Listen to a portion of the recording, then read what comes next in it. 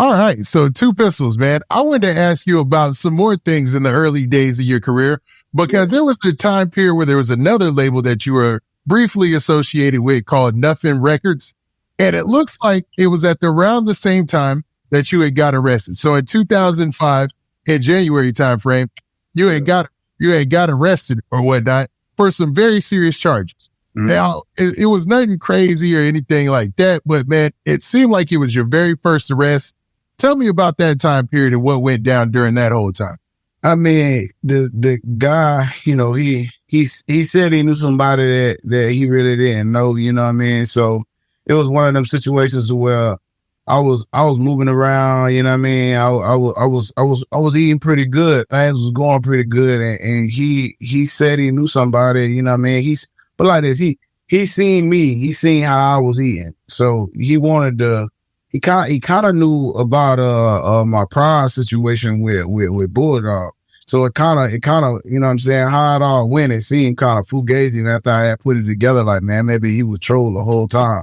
But he wanted to do together or whatever, you know what I'm saying? So I was like, it's cool. I got my own money, though. I don't really need, you know what I'm saying, you to do a whole lot for me. I mean, I'm gonna do it myself, but he promised me the moon and stars and we gonna do this and that and blah, blah, blah. So, instead of me spending my own money, I can spend it on whatever I want to spend it on. And I ain't really got to focus on spending my money on the music if I don't have to, is how I looked at it. So, we got together, we supposed to be doing some things together. And then, suddenly like through it, he was like, yeah, I know somebody that can get blah, blah, blah, you think you want to. And I was like, nah, I dismissed it for a while. And then one of my homies had hit me. He wanted to get some. So I was like, I got a dude that he been hitting me about some, you can holler at him or whatever if you want to holler at him. But, I'll introduce y'all. But you owe me some money. So I need to get that bread from you. So really, my role in that situation was I was going to pick up some money from somebody that owed me some money. And just putting them together and letting them handle their business or do whatever they wanted to do. And dude was troll, you know what I'm saying? Like he didn't know whoever he was dealing with, you know what I mean? So he put us in a situation to where he really wasn't no street dude. And we was just moving, me and my homie was just moving different. And we just thought it was all good. Like, if my word is my word, like we running it up together. So if I tell you he's straight, then he's straight, and I'm not even thinking nothing crazy at all. And it was kind of like a those situation. But at the end of the day, it didn't really have to do with me. But I was there, and me being there, and them all being Spanish cats, they flipped the script on them and told them that they were there translating for the deal for me. So then when the shit went down, the money buddy owed me. He gave me that money, and it had black rubber bands on it. So the money, you know what I'm saying? They put the conspiracy charge together based on black rubber bands, Yeah, and the story was that it was actually black hair ties or something like that, right? Yeah. What's great now, the guy that you were working with at the time was a guy by the name of Benny Blanco, correct? Yeah, Benny. Yeah. Now, the crazy part of the story is, and I know I've heard this story a couple of times, but like you basically were just not in any way involved, but got thrown in the mix of this whole situation. Yeah. It ain't have shit to do with me, you know what I'm saying? Dude owed me some money. He paid me the money.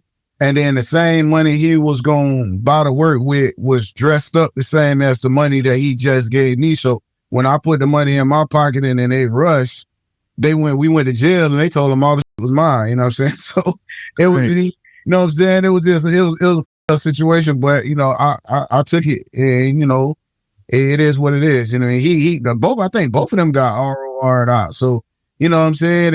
They ain't had the bond out, nothing. I had a hold on my bond. I had to verify all the money to get out, and it was a bad situation for me. Like, I sat for a long, long time, you know what I mean? And that just made me stronger and just moved different when I did get through that situation. But it really ain't had nothing to do with me, but I took that one on the chin, and you know what I'm saying? And my bad, but what's really crazy about this is you end up catching 2 drug charges, first time offense, right? Mm-hmm. The other charge that you got was an obstructing an officer charge. Now, this is a crazy story about why you caught the obstructing an officer charge. Yeah. Is it really you were running from the officer and you beat him? You beat him? Well, I didn't know they was the police at first. So when they rushed, I thought they was robbing. So I took off running and I had them beat. And then when I realized they was the police, I was just like, oh shit, I ain't selling, I ain't doing shit. I don't know about nothing. All I know is about my money. So I laid down and gave myself up. And then when he did catch up to me, because I was so far away from him, I laid down on like this gravel road. And when he did catch up to me, the police just walked up behind me and just kicked me in the back of the head and bust my chin open, split it open, you know what I'm saying? And so he ran from me. You made me run. He was breathing all hard and shit, you know what I'm saying? So they handcuffed me, took me to jail, and when I complained about the situation, about how, you know what I'm saying, he arrested me, they threw that obstruction charge in there just, you know what I'm saying, to say, you know what I'm saying, I obstructed or whatever. So that's why that happened. But I really, you know what I'm saying, I ain't bucked the arrest. I ran. And then when I realized what it was, I gave up. I just gave up on it. I could have been gone. I mean, I actually could have. You know, when I think about that, when I go back to that night sometimes in my mind, that's why I won't never buy no New Balance shoes. I won't never buy no New Balance shoes. And even with all that push going on, I never buy no Sean John or no New Balance shoes ever in my life again. Every time a nigga cross New Balance, he go to jail. I ain't buying them. I'll never wear them just ever in my life again. So New Balance shoes is out. Sean John jeans is out. Like, I mean, it's out regardless. But I mean, at that time, you know what I'm saying, that was kind of the. Now, what's funny is you had them beat, right? Like, yeah. So you were a star running back. So I was I'm picturing the police officer trying to catch you. He was probably like, oh my gosh, I'm never going to catch this dude until you gave yourself up, right? Yeah. He was beat. It was a wrap. It wasn't going to catch me. I gave up. Like, I honestly gave up because, you know what I mean? And when I think about it, if I didn't give up, it's like, it was like hindsight. Like, okay, I gave up.